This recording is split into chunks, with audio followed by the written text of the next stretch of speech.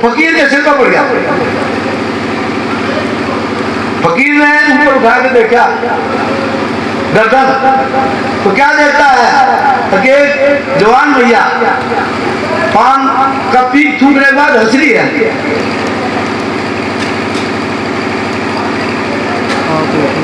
तो फकीर बोला, ऐ नस्वान इंसान, खुदा के बंदों का इतना अपमान मत कर। ये तेरा हुस्न, ये तेरी जवानी, ये तेरा रूह, ये तेरा पैसा, ये तेरी ताकत, ये सब नस्वान है, नासवान है। तो उसने जब ये बात सुनी, फकीर ने कुछ कहा, तो उसने अपने पति को बुलाया और उससे कहा कि ये फकीर मुझे गाली दे रहा है। पति भी नशे में चूर था, धन के माया के ऊंचा आदमी था, बड़ा आदमी था। उसने फकीर के जो है उतर के डंडे मारने शुरू कर, फकीर को पीटा। फकीर का कौन था? उसके तो सब थे, लेकिन फकीर तो 2, 4, 10, 5 डंडे मारे और फकीर डंडे खा के वहां से चले और जाके शमशानों में कोई चिता जल रही थी, उसके से आगे वहां अपनी चोट है सेकने लगा। और तो कोई साधन नहीं डालता। उसने सोचा चलो भाई चिता में ही सेक लो। वो चिता में बैठ के अपनी चोट सेकने लगा। लेकिन उसी रात क्या हुआ?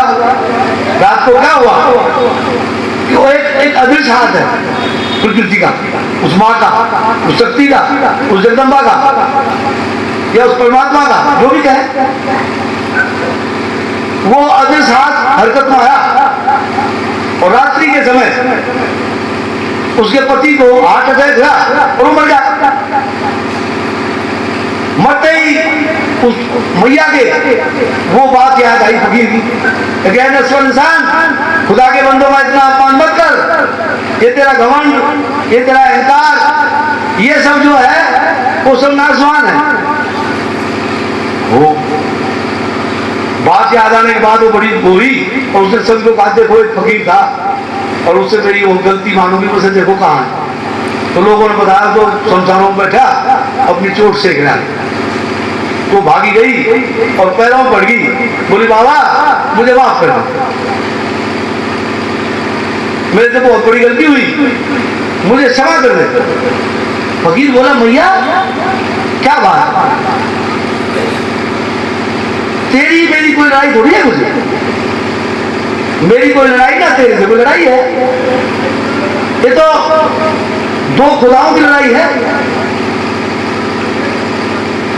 तेरा खुदा तो तेरा पति था जिसे तुझे मेरे को पिटवा दिया। अब एक मेरा खुदा था, एक मेरा पति था जिसकी शरण में मैं रहता हूं, और उसे गुस्सा आया और उसने मेरी सुनी या मेरा दुख देखा उसने, तो तेरा खुदा कमजोर पड़ गया, मेरा खुदा ताकतवर था। और खुदा खुदाओं की लड़ाई में खुदा मर गया। तो खुदाओं की लड़ाई थी, नहीं समझे, हमारी कोई लड़ाई नहीं थी। तो भाई वो जो लड़ाई हो रही थी लाला की, वो खुदाओं से हो रही थी, 2 खुदाओं से हो रही थी। एक खुदा तो गांव था, गांव का मंदिर बन रहा था, और एक कोई वो है ही बात जगदम में बैठी है, शिवजी महाराज बैठे थे। शिवजी महाराज पहले ही बना दिया त्रिशूल लेके, तो उनके सामने कौन ठहर सका था। पर ये बता रहा हूं मैं कि इस गांव का बड़ा योगदान रहा, सहयोग रहा, नहीं समझे, क्योंकि हमें पता ही नहीं चला। बाबा गांव में से 5-4 किलो दूध मांग लाओ, गांव में से आटा आ जा, गांव में से जीरी धान आ जा, 2 बाग भगत सेवा वाले आ जा, और 2-4 यहाँ बैठे रहे। अब लाला का धन खर्च हो रहा था, लाला मुकदमा में जा रहा था, हमारा क्या खर्च हो रहा था। हम तो वकील भी जो है वो फ्री मिल रहे थे, वो भी भगत मिल गए, अफसर भी फ्री मिल रहे थे, भगत मिल गए, पुलिस वाले भी थे, वो भगत मिल गए, फ्री। गांव जो था वो हमारे बाबाओं का पालन पोषण कर रहा था, वो फिर वो जीतता कैसे, उसे तो हारना ही था।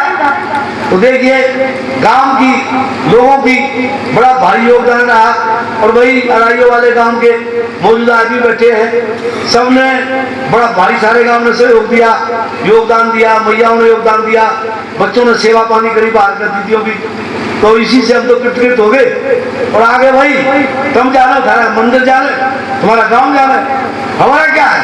बोल सच्चे दरबार की। तो देखिए अब आगे मैं ये कहना चाह रहा हूं कि मैं जो है माँ की उपासना करता हूँ, माँ की भक्ति करता हूँ, माँ की पूजा करता हूँ। वैसे तो सारे रूपों में है, लेकिन ये जितनी मैया बैठी है इनका मैं विशेष नहीं हूँ, क्योंकि इन्हें मैं माँ दुर्गा के रूप में ही देखता हूँ। तो इस यज्ञ को संपूर्ण करने के लिए, इस माता की जागरण करने के लिए रात मैंने ऐसा देखा कि मैयाएं ज्यादा थी, भगत कम थे। चुग्र चंडी ने तो नारायण रूप धारण करके आना ही था, अपना यज्ञ सफल करना था, अपना जागरण सफल करना था। तो बाहर के भक्तों ने, सेवकों ने भी बड़ा भारी योगदान दिया। भाई कहाँ से चल के आए और यहाँ आए, तो बस थे घर में अतिथि का कद आना हो सके, यानी कोई घर बस रहा है और उसमें अतिथि आवे चल के कोई, तो भाग्य है। कोई भाई गाँव का घर है, अराइये वालों का घर है, और इसमें बाहर के अतिथि आ रहे, तो बस से घर में अतिथि का धर्म का घर है, धर्म का मंदिर है, सभी सारे काम का है। हमारा कुछ नहीं है इसमें, हम यूं कर लेगा, हमने यूं कर दिया, हम यूं करेंगे, ऐसा कुछ नहीं है। ये तो काम का है, काम की शोभा है, धन धनी का और शोभा नगर की। तो देखिए गांव के लोगों ने जो सहयोग दिया, योगदान दिया, आगे भी योगदान दिया, और आगे से भी मैं गांव के लोगों से यही आशा करूंगा कि ये तुम्हारा आश्रम है और भाई अपने आश्रम को संभालो। देखो हमारा तो ऐसा ही है, फेरे फटके हैं, आगे फकीर है, चले गए और आगे अपने आश्रम को संभालो, अपनी जगह को संभालो, और भाई करते रहो, यहाँ और बनता रहेगा, होता रहेगा उस माँ की दया से। उस जगदम्बे के दरबार में क्या कमी है, अन्न की, धन की, जल की, ये सब तुम्हारा ही है। और आप लोगों ने हर तरह से बड़ा भारी योगदान दिया है, बाहर के अतिथियों को बड़ा सत्कार कराया, बाहर से मैया आई, देवियाँ आई, शक्ति आई, और गांव की देवियाँ शक्ति आई। तो भाई मैं तो जितनी ये मैया बैठी हैं और आई है, जो मैं इन सबको उस माँ जगदम्बे के रूप में देखता हूँ। और तुमने देखा भी होगा कि माँ के रूप में ही, मैया के रूप में ही मैं संबोधन करता हूँ। देखिए फकीर होने के बाद फकीर का एक सिद्धांत होता है, समझे? वो सिद्धांत होता है कि ये वो सभी संसार की जितनी नारियां हैं वो उसके लिए मां के समान होती है, और जो दूसरे रूप में देखता है फिर वो फकीर नहीं है, वो रावण है। जगत माई जितनी दिखे देवी नारी और सभी पूजनीय कलाएं त्यारी। है माँ जगदम्बे, संसार के अंदर जितनी भी देवियां दिखाई दे रही हैं ये सब तुम्हारी कला है, तुम्हारी आकृति है, और ये सभी पूजनीय हैं, सभी पूजने के योग है। तो देखिए इस संसार में तुमने देखा होगा फकीर बन गए, नाना प्रकार के आडंबर कर रहे हैं, घरों चला रहे, बड़े बड़े मठ चला रहे हैं, लेकिन उनके भाव मैयाओं के प्रति शुद्ध नहीं है। कि बलात्कार के केस हो रहे हैं, कि कुछ हो रहा है, कि कुछ हो रहा है। अरे जब फकीर हो गए, फकीर होने के बाद भी देखिए जिस टाइम सीता जी को रावण अपहरण करके ले गया और सीता जी ने आभूषण वस्त्र घेर दिए और बंदरों को मिल गए, चुगली वगैरह। राम जी जब ढूंढते हुए आए, उन्होंने वो वस्त्र दे दिए उन्हें, बोले ये है। तो लक्ष्मण से राम जी पूछने लगे, अब देखो ये सीता जी का सिर का बांधने का वो है क्या, ये कंगन है क्या? तो लक्ष्मण यूं कहने लगा, हे प्रभु मैंने तो कभी ये देखे नहीं ऊपर, मैं तो माता जी के चरण ही देखे, मैंने ऊपर नहीं देखा, कंगन है क्या है मुझे नहीं पता, मैं तो माँ के चरण ही देखे मैंने।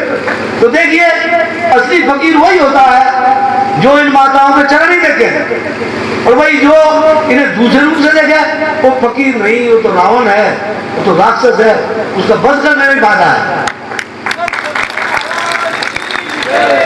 तो देखिए सच्चे फकीर कोई कोई होते हैं, आडंबर तो बहुत बड़े बड़े बना रहे हैं, बड़े बड़े आडंबर चल रहे हैं, दुकानें बना रखी है लोगों ने, धर्म के ठेकेदार बन रहे हैं, दवाइयाँ बेच रहे हैं, कोई कुछ बेच रहा है, कोई अगरबत्ती बेच रहा है, कोई धूप बेच रहा है।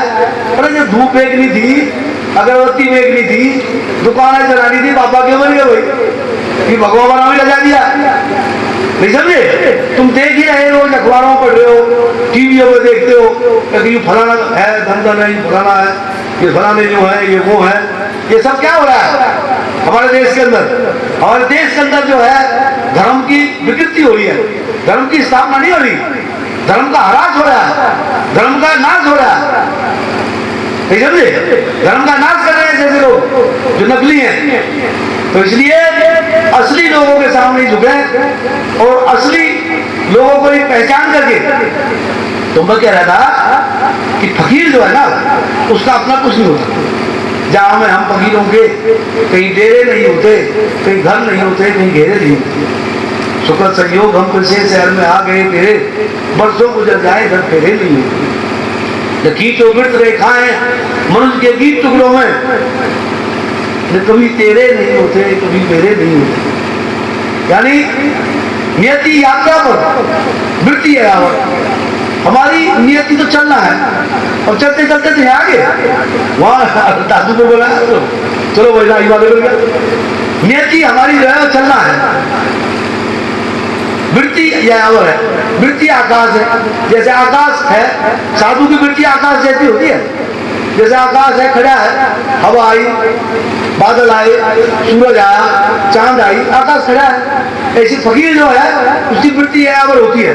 उसके दुख सुख मान अपमान सम्मान सब बराबर होता है।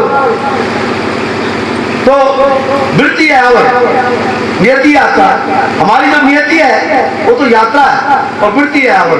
तो किन्हीं भी मंजिलों के हम तेरे नहीं होते, किन्हीं मंजिलों से पढ़े हुए नहीं होते हम। भाई पूर्व में जाते पश्चिम में चल जाए, कौन सा पूर्व पश्चिम जरूरी है? कहाँ जरूरी है? कुछ नहीं। सारा परिवार है, तुम सारे हमारे कुटुंब में बैठे हो, सारे घर के बैठे हो, सारे घर वाले बैठे हो, सारे बच्चे हमारे बच्चे हैं, सारी मैया हमारी मैया है, सारे भगत हमारे भगत हैं। नहीं समझे? शिव और शक्ति का रूप है संसार। पुरुष जो है शिव रूप में है और शक्ति जो है वो मैया रूप में है और संसार चल रहा है। तो देखिए यहाँ इस पावन जगह पर, इस सिद्ध पीठ पर गांव के सहयोग से, बाहर के लोगों के सहयोग से, बाहर के लोगों ने, भाई सोनीपत है, पानीपत है, आसपास के भगत हमारे जितने भी दिल्ली वाले हैं, पुलिस वाले हैं और हैं, उन्होंने बड़ा भारी योगदान दिया। नहीं समझे? पुलिस के योगदान से तो ये यानी बंद होते हुए भी ये यहाँ काम हो गया, इतना काम बन गया। तो आप सबके सहयोग से, आप सबके योगदान से गांव के भगत थे, कोई वैसे तो धर्मवीर नाम है भगत का, धर्मवीर था, और एक दो थे ट्रैक्टर वालों ने, उन्होंने पत्थरों की, उसकी रोड़ी की, बजरपुर की, रेत की आधी रात ही मंगाया हमने। पुलिस की कानून की बिना परवाह करके ले आए, काम हो गया। खूब लोगों की श्रद्धा थी, भाव था, और भक्तों ने भी, भाई जिसका भी यहाँ धन लगा है, अन्न लगाए, तो गंगा जी में जो बोल गए। हिमाचल प्रदेश की सीमा, उत्तराखंड की सीमा, सामने उत्तर प्रदेश की सीमा, जमुना मैया बह रही है और सुंदर पहाड़ है। इसके साथ साथ ही भाई जंगलात वाले जो भगत थे, जंगलात वाले जो अफसर थे, अधिकारी थे, उनका भी सहयोग रहा। सभी के योगदान से ये धर्म की स्थापना हुई और सभी के लिए होगी और सभी के लिए है। कोई भी कहीं का भी आवे, सबके लिए पावन स्थल है। माँ की पूजा करो, आराधना करो, स्थापना करो। या ऐसा सोच रहे हैं हम कि सभी भक्तों के सहयोग से भैया 10 आओ, 20 आओ, रुको, भगत आओ, साधु आओ, सन्यासी आओ, कोई घूमता अतिथि आवे, भाई किसी को कहीं कोई नहीं मिल रहा जगह, तो चलो भाई बाबा आओ यहाँ पहुंचे, तो सब जगह डेरे पे सब प्रबंध होंगे। और अब यहाँ पहले से ही तो ऐसी स्थिति थी कि यहाँ जंगल था एकदम, अब तो बाउंड्री होगी, 4 दीवारी होगी, और जानवर का भी भय था। उसके बावजूद भी हमारे शिष्य जो है रामचरण दास यहाँ जो है बुद्धा साहब के डरा और डटा गांव के सहयोग से रहा। गांव के लोग सहयोग करते रहे पूरा। अब गांव सहयोग कर रहा, बाबा का कोई खर्चा नहीं हमारे पे, बाबा खर्चा काम उठा रहा। लाला लड़ ले, वही मुकदमे कहां तक चलेगा, चल तू मुकदमे ही लड़ ले। और मुकदमे लड़के गोटे दे के आखिर में नंबरदार ने बोला इस बाबा ने मेरा पंडा छोड़ा। नंबरदार बोला गुरु जी अब इसका पेंटा छोड़ दो। वो भाई छोड़ दो, जैसे आप तो हो गए नंबरदार एकदम से। और बस फिर पंडा छूटा तो गया, ये आश्रम स्थापित हो गया और बहुत बढ़िया आश्रम बन गया। और इसमें सभी के इसके लिए धन्यवाद है, सभी का योगदान रहा। बोल सच्चे दरबार की। अब मैं ये कहना चाहूंगा कि समय कम है तो सभी भगत, सभी श्रद्धालु, गांव वाले, ग्रामवासी, सबसे पहले ग्रामवासी, गांव की मैया और गांव के भगत, वो तो बाहर के जो भगत है अतिथि भक्तों को तो भगत भोजन कराएंगे, और बाहर की जो मैया आ रही है भोजन के लिए और भगत अलग बैठेंगे।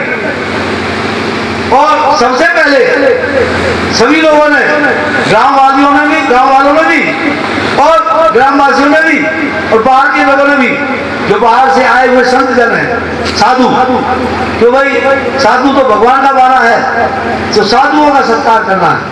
सबसे पहले साधु संत भोजन करेंगे, भोजन करने के बाद उन्हें दान दक्षिणा दे करके सभी लोग श्रद्धा से उन्हें भोजन करा के फिर सभी लोग जो है भोजन प्रसाद ग्रहण करेंगे। गांव के लोग, भाई तुम्हारा तो घर है, तुम्हारा तो घर में भंडारा होने लगा है, तुम्हारा होने लगा है भंडारा, तो तुम्हें तो करना है, तुम्हें तो अपने आप अपनी सेवा करनी है।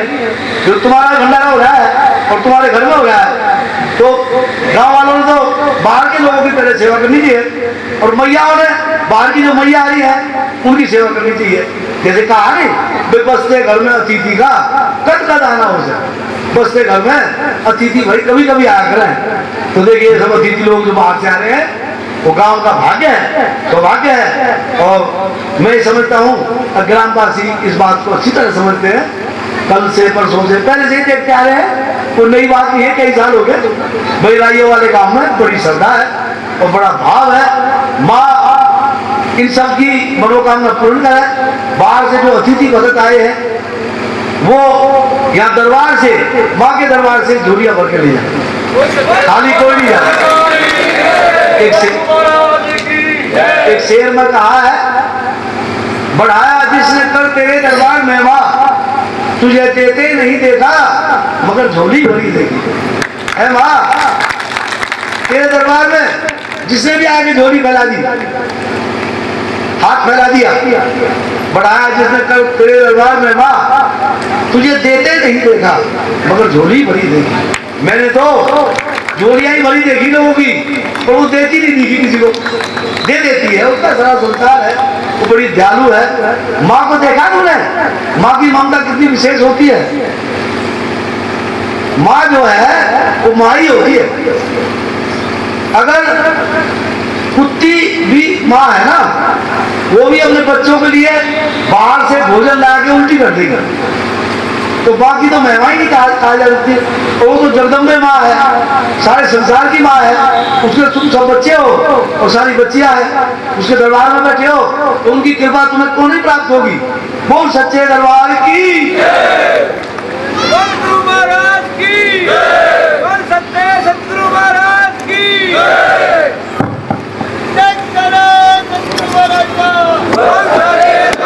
यहीं से मत्था टेक लो, तो कहाँ है वहीं से मत्था टेक लो। और सारे के सारे बैठे रहो, केवल साधु समाज जाएगा और उनकी सेवा करने के लिए सेवक जाएंगे। हाँ, और ये गांव के भगत जितने भाई अपने काम में संभालो, भगत भक्तों की सेवा करो, मैया मैयाओं की सेवा करें। धन्यवाद राजेंद्र सिंह जी। हाँ, इनकी श्री कीर्तन करना होगा।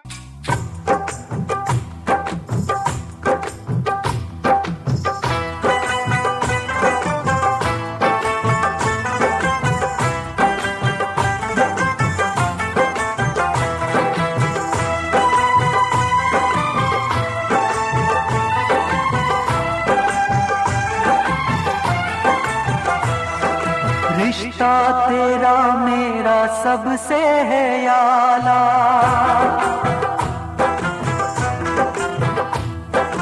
रिश्ता तेरा मेरा सबसे है आला, तू मेरी मैया मैं हूँ तेरा लाला, मैं तेरा लाला। रिश्ता तेरा मेरा सबसे है आला, तू मेरी मैया मैं हूँ तेरा लाला, मैं तेरा लाला।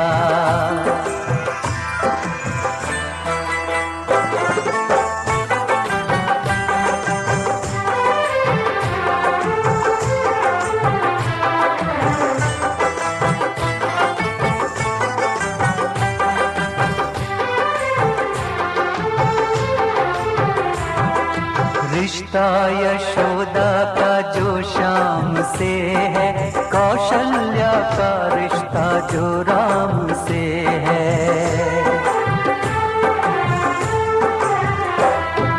रिश्ता यशोदा का जो श्याम से है, कौशल्या का रिश्ता जो राम से है। जो फातिमा का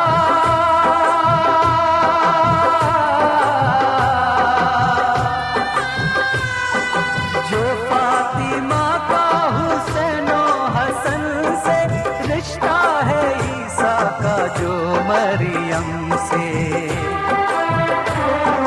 बंधन ये सारे जहां से निराला,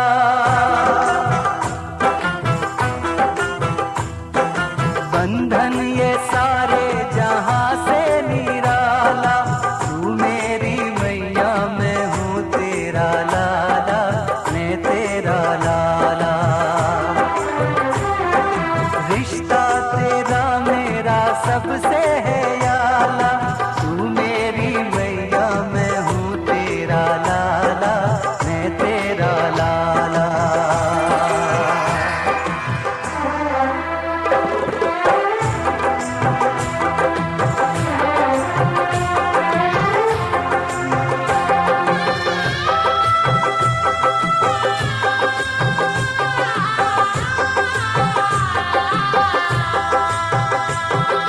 माँ तूने पैगंबरों को जना है, संसार तेरे ही दम से बना है।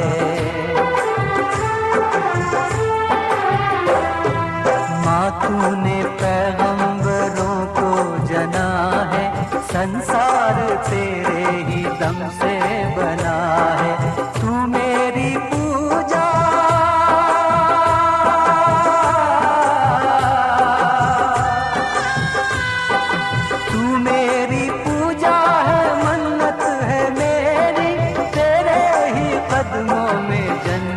है मेरी, तूने मुझे अपने साँचे में ढाला,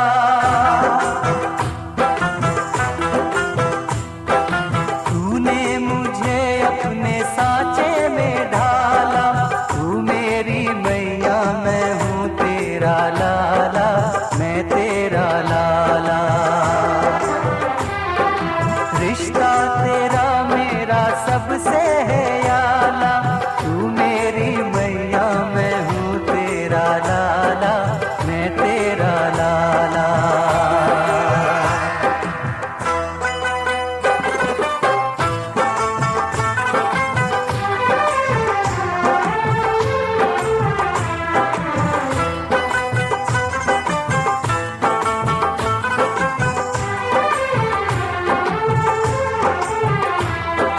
मांगे मुरादें दुआएं लुटाए, हर साल मेरा जन्मदिन मनाए।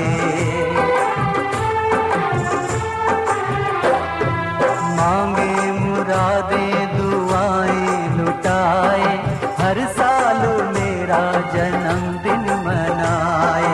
खाली कभी भी